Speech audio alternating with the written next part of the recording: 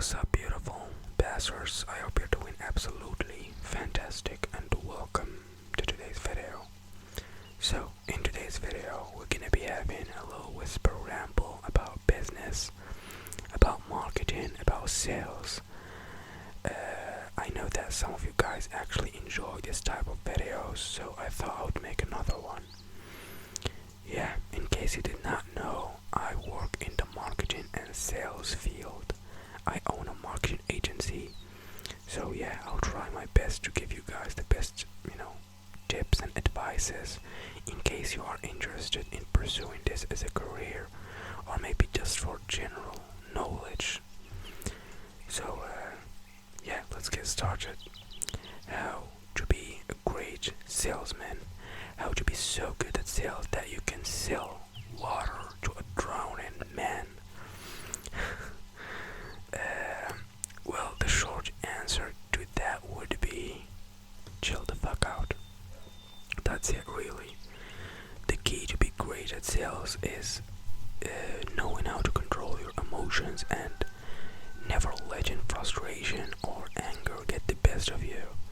Because in your sales journey, you will actually meet many clients who will, quite frankly, just make you want to smash your fucking computer screen if you are working digitally like me. But it's very crucial to remain calm and never ever act unprofessionally. Because the most chill you are, the more chances you have to close the deal, and the more agitated you are to make the sale, the less chances you have to make it.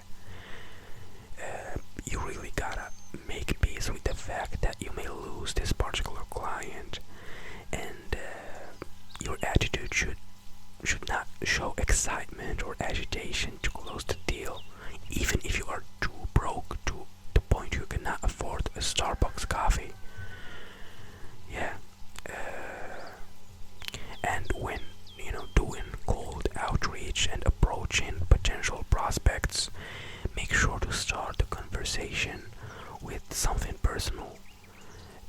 Do your research, browse their social media accounts, look over their posts, what they like, what they don't like, and accumulate as much data as you can. This will definitely help you break the ice and make your message stand out in their inbox, whether you are approaching them on Facebook or email or whatever. Yeah, the most common mistake I see is people, try to sell in the first message. Never try to sell in your first message. That's one of the worst mistakes you can ever do. Your potential clients will quickly skim through your message and immediately either trash it or ignore it. Your first contact with this client should have a personal touch to it. You gotta stand out. Just comment about how cute their dog is or how cool their tattoos are, something like this. And once you get into their inbox and they reply back, then it's game on. Sorry if I'm sluttering, I'm just thinking while I'm speaking. Yeah, and once you get their attention, slowly work your way to the real deal business.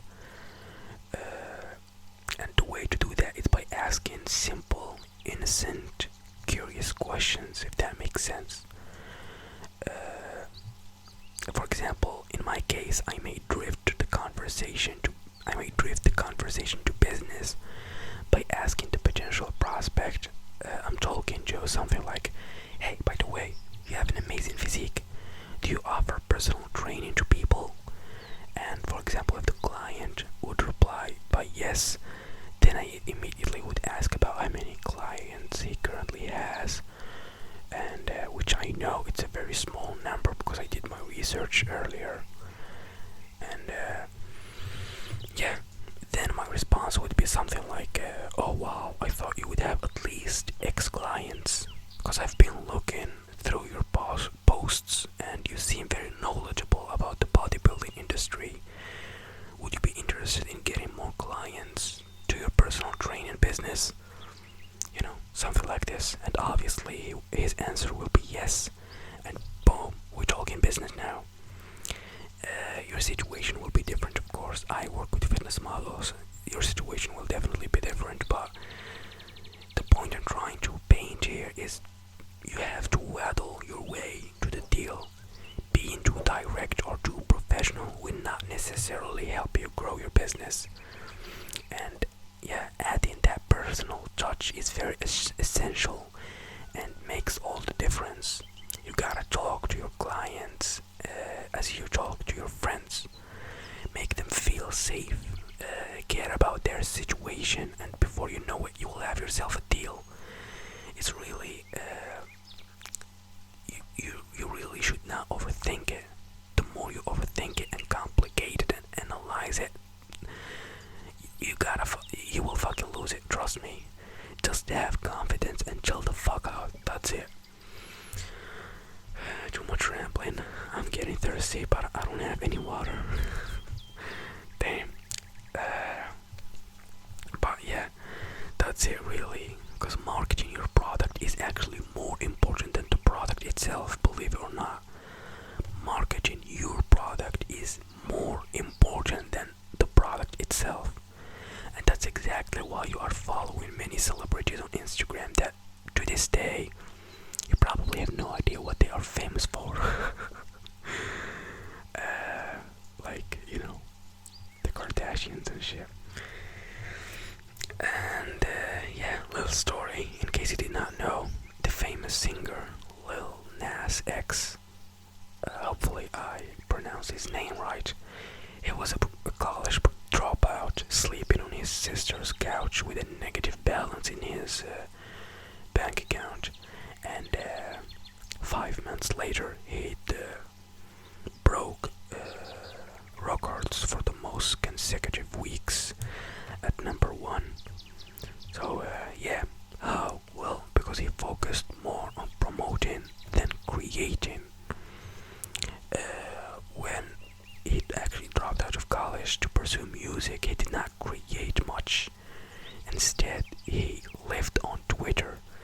He made so many online friends and got popular just posting memes, really. And his account, I guess, grew to 30,000 followers, something like this.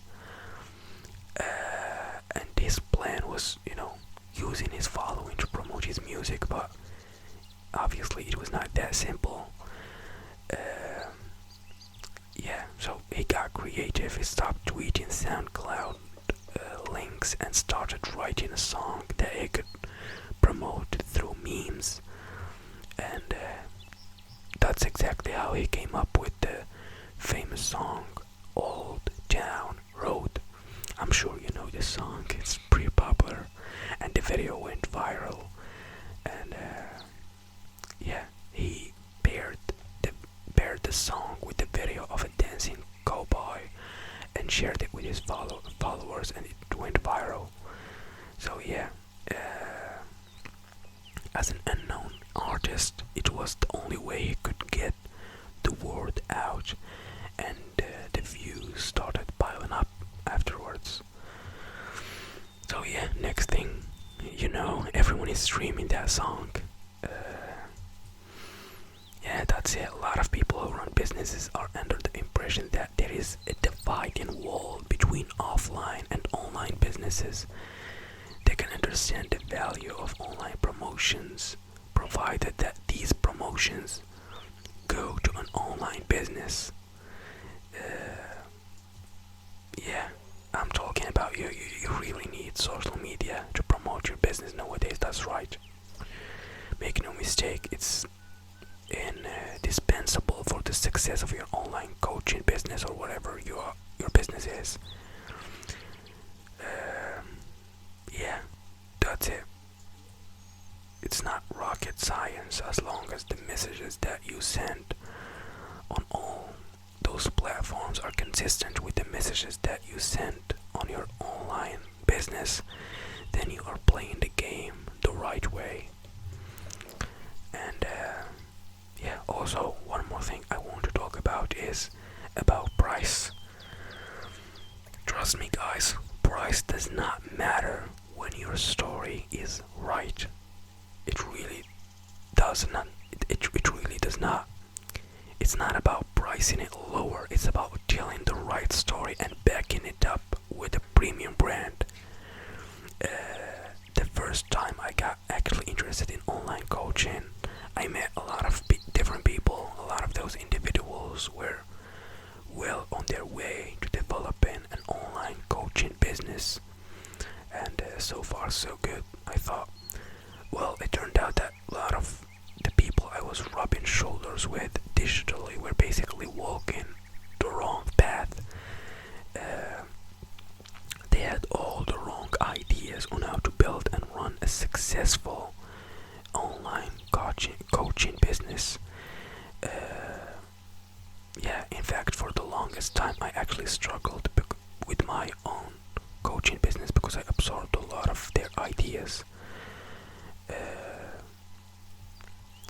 You have to establish a name in your industry, and a lot of these activities take quite a bit of effort, focus, and motivation. And yeah, do yourself a big favor. Develop a premium brand first. There are many ways to build this. That's exactly what I'm doing now with this ASMR channel. I'm building a personal brand that represents me, that it's a solid foundation for future business, if that makes sense. And yeah, to sum it up for you, how to be great at sales, I would say I would give you 7 steps or requirements or whatever you can follow to have a solid foundation to be great at sales. First step or requirement I would say is making the right background. Setting up for the sale is the most important. If you are able to prep your potential customer up to their maximum, they will not be able to wait until they buy from you. So make the right background about you. That's, I would say, step 1. Next, I would say make your product seem important. People would not buy things that are not important to them. So you need to harp on your product's utility. Go all over town telling how undeniably useful your product is, and a lot of people will be actually interested in it. So yeah, make your product or service seem important. Also, make yourself important. So your product is useful, okay, but why should they buy from you? Why are you better than the competition? You have to tell your customers that. You have to tell them why you and your product are better for them than what the competitive market is actually selling. Alright, another tip I would give is give things away. If you give away free gifts, it might set you back momentarily, but it can be a great thing for you in the long run, and it may ensure continued sales because people fucking love free. And commit yourself. Make these people understand that you will be there for them even after you have sold the product. This gives them a guarantee, and they feel safe, if that makes sense. And of course, continue to hold their interest. You need to do that in order to sway even the die-hard customers over to your business. For some, a single sales pitch just does not seem to work. It's overdated. You gotta be creative. And yeah, that's it really. That's all I have to say. I've been rambling for too long. Hopefully what I said was a little bit interesting, hopefully, and it's not a bunch of mumbo jumbo. And that's it, guys. I will see you in the next video. Bye bye. If you love this kind of videos, let me know in the comments, and I will make sure to make more of them. Have a lovely, peaceful evening. I love you.